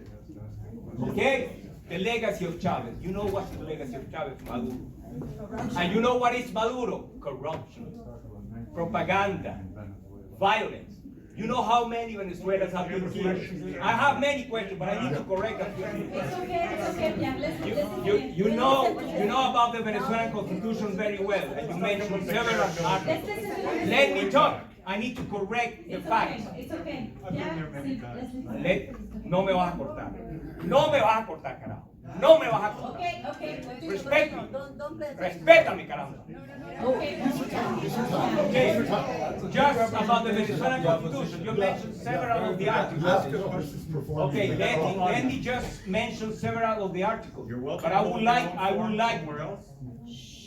like to say a few things about these articles. You talk about ecological and environmental protection. Do you know about the Arco Minero de Venezuela, instituted by Chavez and implemented by Maduro? The mining belt in the Orinoco in Venezuela. And they are destroying the environment. They are killing people. You know with whom? With Gold Reserve of Canada, with Russian mining companies, with Chinese mining companies, with the help of the Ejército Nacional de Liberación de Colombia. Caramba, il faut que vous parliez de ça. Il ne faut pas se taire sur ça si vous êtes à Caracas. Parce que ça c'est mentir. Ça c'est mentir d'une façon complètement inacceptable. Okay? Let me tell you about the protection of freedom of speech. Hold on. Do this is nonsense. Hold on. Make your own friggin' meeting. Hold on, okay? This is a public forum. There's questions. You're welcome to It's go not and a have your own question. public forum and invite everybody to come to That's this a meeting. freaking question. Ask a question. We have other people in Okay. the audience that want to talk. Okay, my question is the following. Ask a bloody question. My question is the following. How could you say so many lies, Mr. Lafcaris, about Venezuela, when there are 900 political prisoners, 300 military who rebel against an illegal government, who has been tortured in the Dijesin and Sebin headquarters? How do you lie about Venezuela when a German journalist was in jail? Let him answer now. Okay? How could you lie about Venezuela? Answer me. Okay, great. That was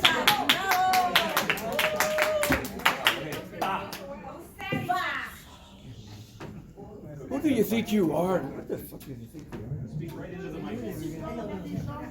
Sir, I could not object more vigorously to your scurrilous accusations that I'm lying, okay? I deeply resent that.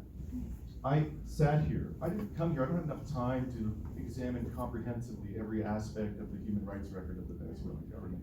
In the time that was available to me, I explicitly acknowledged, for example, in talking about my interview of Mr. Flesser, that there are human rights violations in Venezuela. I mentioned one, the structural poverty. I also criticized the environmental record of the government in mentioning that they're heavily reliant on tar sands and we are confronted by an existential climate crisis. How is any of that a lie, sir? I don't have the time and I don't purport to be an expert on Venezuela. I don't. I'm on a learning curve like many of the people in this room. My ultimate objective here was not to praise the government of Nicolas Maduro. If you've really been paying attention and sort of have fixated in this idea, this prejudgment that I'm here to lie to you, you would have noticed that I didn't once say one positive word about the government of Nicolas Maduro, sir. Not one time. Not one time. My purpose in doing this. If you can't stop, you're gonna have to leave. Okay? My purpose in doing this is twofold. To ensure that the people of Venezuela peacefully and by means of negotiation determine their own fate. And secondly, to alert Canadians to the fact that anybody who believes that the fate of Venezuela is going to be determined for the benefit of Venezuela's people by the likes of Donald Trump and Jair Bolsonaro and Juan Guaidó is delusional. Okay?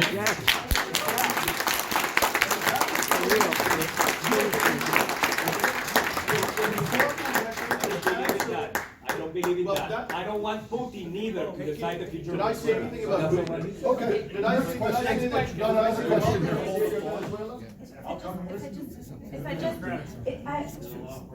We've seen, this is very, very important for you to speak because you are from Venezuela, I understand. And I sympathize with the frustration that you have. I sympathize. But that's why. You're welcome to hold your own forum. That's why it's so important. Because we're all. Put one on, I'll come and listen to you. Venezuelan society is going that route of even more and further entrenching in polarization. This is why it's so important that from Canada, what can we do from Canada is on fact-based support, mediation efforts to allow for respectful discussion.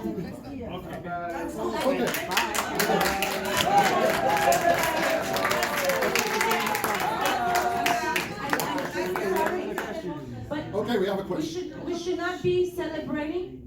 I'm sorry. I found unfortunate that she doesn't feel comfortable to speak. She should be able to stay and talk because this is what I'm calling for on this time. Yeah. To be able to respect, listen to each other. No, it's true. Okay. Let's talk. Can you hear me? My name is Philip Edwards. I go by the name Mom Kwan. I've been active in the Native community for several decades around Canada, and I'd like to acknowledge that you are here in Algonquin unceded territory, and I'd like to thank the presenters for being here and the friends and family of Juan Guaidó for being here as well. But my question. Venezuela, my friend. We are from Venezuela. Okay. I'm not a representative of Guaidó. I simply want to get a reaction from the Venezuelan friends and family, whether they respect and acknowledge that this is indeed unceded Algonquin territory. Can I get your affirmation of that? Yes. Yes. Okay.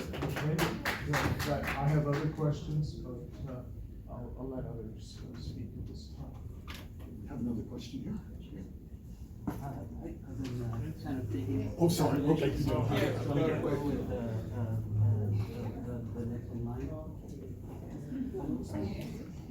Okay. Well, first of all, I want to congratulate you for organizing this session. I'm a little bit insulted that none of the members of the panel are Venezuelan. Because if we want to talk about Venezuelan, at least, we have to have the point of a Venezuelan people. And the people that are here, okay, the people that are here today are Venezuelan that have left the country because of the situation there. Some of the questions, yes, madam. Some of the questions that I want to ask, you? Yes. Sorry, I forgot your name. What do you have to say about in the protestation, in the demonstrations in 2017? There were 1,500 injured, 3,066 people arrested, 1,040 detained without trial, 737 processed and tried at military courts. We are talking about civilians. We are talking about students. Maduro regime in 2016, before the sanctions in Venezuela, okay, killed 214 students. I have made a list of the people they killed, okay? 240 students, okay, killed by the government of Maduro. And you are telling us today that in the protestation, in the demonstration, pro-Guaidó and pro-Maduro, there were no military, there was nothing. Of course there was not, because after Guaidó was proclaimed president, okay, of Venezuela, interim president, okay? Maduro, just a second, I want explanation. Be patient. Be patient, please. I want to have an explanation of what do you think? You know, there was no military in the pro-Guaidó protest manifestation, because the eyes of the world was watching Maduro, and they knew that. They knew that because if you are a journalist, okay, and you should have investigated before what happened in 2014, what happened in 2016, and going on. So I'm pleased of you because doing a presentation like the one you give, take a lot of courage, okay, to say all the things you presented here as a result of 7 days in Venezuela, not speaking Spanish, okay? It takes a lot of courage to do this kind of presentation. I'm sorry, I'm a Venezuelan and I'm insulted. Okay. But I want a question. No, we have Just many other things. You've had a good. Just the question. The question was, what do you think about the intervention of Cuba and Iran and all these people in Venezuela? Okay. I want to hear the answer. Well, I'm sorry. I thought you said what question, which question are you asking? You're talking about intervention of United Yes, States, yes. and we have, what I hear here Right. is that we are using the suffering of the Venezuelan people for the lefty propaganda against Trudeau and against America. So, but I'm as a Venezuelan, I'm asking you. I'm not, again, Wait, I'm what not- do you I'm not think entirely about sure, Cuban but intervention in I'm gonna try to Venezuela? respond. It's simple I'm as that. trying to respond to some of the things you've said. First of all, I was very candid at the very beginning. I was careful to acknowledge the limitations of what I can report. I said I've only been to Venezuela once. I'm not holding myself out as an expert, okay? I just said very clearly, I limited my 7-day visit to Caracas. I didn't go into the shanty towns. So no one can accuse me of having purported to be an expert or to know more from personal experience and eyewitness accounts than I actually did. I've been very clear about that. Secondly, you talk about the Venezuelans in this room. You talk about the Venezuelans in this room, and obviously you have very strong feelings about the Maduro government and about these foreign powers.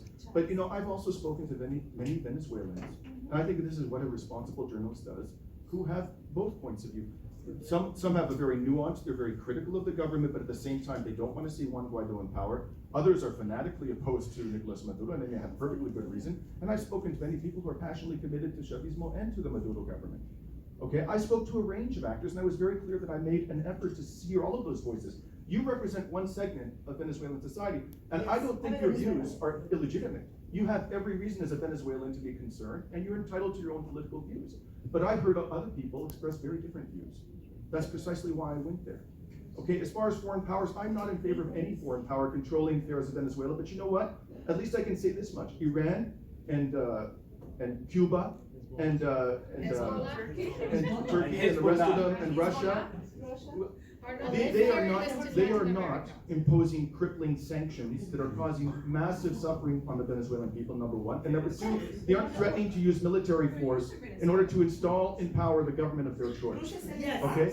In my view, all of these powers, including Russia and Iran and so forth, should leave the Venezuelan people to decide for themselves peacefully and by means of negotiation the way out of this crisis. I don't favor We have another question. We have another question. Thank you. I just wanted to say that I really appreciated the speeches from the panelists that spoke about the situation. And I don't think that there was any problem that there was nobody from Venezuela there, because we're here as Canadians to assert the fact that as Canadians, we support the right of the Venezuelans to decide their own fate. Nobody has the right to go in there and talk to and tell the Venezuelans how they should run their country. We can't start talking about criticizing this or that. We have a responsibility to assert the sovereignty and the independence of Venezuela. And I don't agree that this is a dialogue, because we can't dialogue with people who are calling on military intervention, who are calling on foreign powers to come into Venezuela to suppress the Venezuelan people. The revolutionary advances that have been 87 made. years old, living in Caracas, and she has no power. That's the difference between you and me. There's lots of differences between you and me, sir, and one of them is that we believe in the right of people to determine their own fate. You don't talk, when you talk about all of the problems in Venezuela, you don't talk about the Monroe Doctrine. The Monroe Doctrine is the invention of the United States to interfere in every country in Venezuela. And they're not only after Venezuela, they're also attacking Cuba, and they're also attacking Nicaragua. Anywhere where there are people who are standing up, who are refusing to follow US dictate, the Americans want to intervene. And I think the example of Haiti is a very good one that was given by the presenter, Jean Saint-Ville, which was very well done. So I think that the issue here is that our organization is called Hands Off Venezuela, and for a good reason.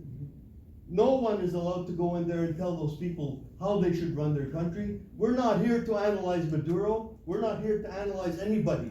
They are making decisions on their own. They're allowed to do whatever they think is best in order to advance their own society. And anyone who thinks that military intervention or armed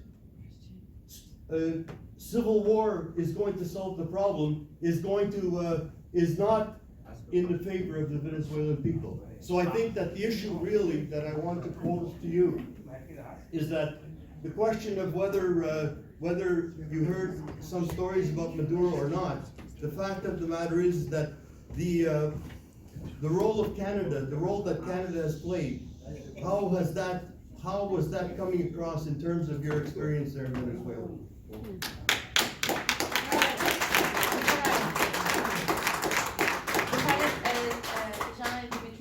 I just want to acknowledge the fact that your critique that there's no Venezuelan at the table. I personally acknowledge that. I also felt uncomfortable myself saying that there's no Venezuelan. I would love, and that's why I really find that it's important that we hear your voice, so thank you. I know it's not easy. I especially understand how difficult it must be for you to see your country. It hurts to me as well. It's very hard. My mom is still there. Your mom is still there. And I understand that the majority of Venezuelans do not want military intervention. Of course not. They don't want I understand that. My perspective is here. We are with the current position, by working with these countries, very questionably countries of the Lima Group, and by following, taking cues, and we haven't gone yet, we haven't really analyzed why Canada is taking these positions. In fact, we could continue the panel for another hour just on why is Canada taking this position. I have my own analysis of this, and just to give you an idea, I believe Justin Trudeau has taken this position because he wants to do another image of the backlash he got from supporting Cuba when they were celebrating, or commemorating, Fidel Castro's death. You know, the backlash he got for his open support to Fidel Castro. I think he really wants to move away. So that's one analysis. Others have saying that they want to, but it's an easy target. The easy target to push aside because there's no real impacts for the Canadian economy or diplomatic relations. But bref, thank you for bringing your voice as Venezuelan people. I know it's not easy, and this is why we need to support independent, multilateral organizations such as the United Nations and others for remaining dialogue. I understand you don't appreciate the Maduro regime. Well, I strongly encourage to organize and move forward your political platform and use and strengthen the internal process and respect the Constitution and the electoral process. So if you want to get rid of the Maduro regime, well, let's support you in not in that objectives, but with the system that is in place. Let's strengthen that system and to remain diplomatic. Thank you. I believe the last question was actually addressed to. I got one question for Dimitri, one for Mr. Ria. I would really want to know, at what time did you come back for your hotel in Caracas? Sorry, At what time, every day, your 7 days in Caracas, did you come back? Well, it varies from day to day. You know, To your hotel, at what time did you come back every day? Well, sir, I was constantly in and out of my hotel. I was coming home, at times I came home at 1 in the morning, at times I came home at 5 o'clock in the afternoon. Okay. Did you have the opportunity to walk on your own alone? Yes. Throughout the Avenida Francisco de Miranda after 8 p.m.? I want to know Yes, that. That's it, yes, absolutely. And you know what? I was warned not to do that. Okay, that's what I'm asking a question. And the way I dealt with it was I didn't take large amounts of money with me. I didn't take any expensive camera equipment. Did you do Everybody that? told me to stay Amazing. off the streets at night, but I did. Okay, and at times I stayed up past midnight. Okay, that I wanted to know that. Mr. I don't know your name. Why is the biggest island of the Caribbean with 90% of black people in 60 years of revolution? I haven't seen a black president. I haven't seen a black president in Cuba in 60 years with 90% of the population black. Why? Why? I don't know what medication you took this morning. It's not That's a working. very Again, I think just like Dimitri, I need to acknowledge that I am no expert in Venezuela or in Cuba. I've been to Cuba a couple of times, including 1998, but specifically to your question, I was in the mountain of the Sea Maestra, where I met a Haitian Ougan who was there, which is the priest of the Haitian religion, who actually welcomed Fidel and his comrades when they landed. What they told me is that their life under Batista was hell. They were actually hiding in the mountains. There is not one black Cuban who was doctor, lawyer, or anything like that. Today, I was in Cuba with my mother, and talking about your question about times, 11:30 at night, we were walking in Havana with no worries, okay? And what the black Cubans are telling us is that they're not living in heaven, but the person may be impoverished, but their son is a lawyer.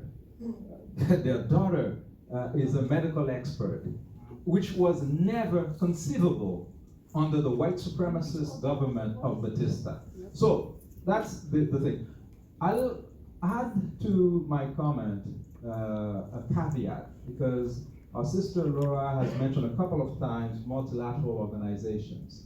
And I understand in the situation in Venezuela today, there is an appearance that the United Nations and the OAS are taking principled stance. And you're right, it's because of that problem they created the Lima Group, because it doesn't work there, so they create another thing. The fact is, these people don't respect any rule.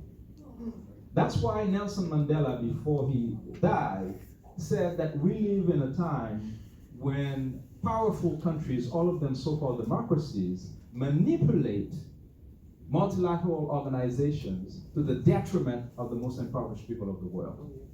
And in the case of Haiti, this is exactly what happened.